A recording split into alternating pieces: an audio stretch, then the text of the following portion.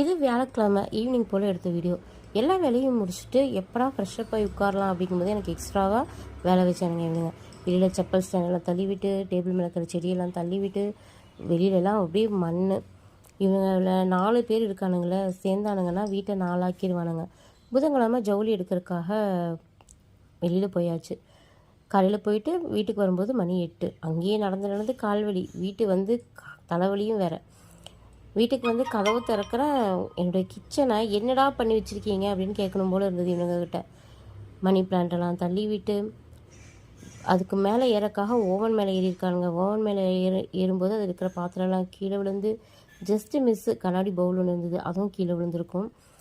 வெங்காயம் தக்காளி போட்டு வச்சுருக்கிற கூடை எல்லாத்தையும் கவுத்து விட்டு, பூண்டில் ஃபுட்பால் விளையாண்டு என்னென்ன பண்ணி வைக்கணுமோ என் கிச்சனை அந்த அளவுக்கு இவனுங்க பண்ணி வச்சுருந்தானுங்க. போயிட்டு வந்துட்டு கால் வலி வேறு.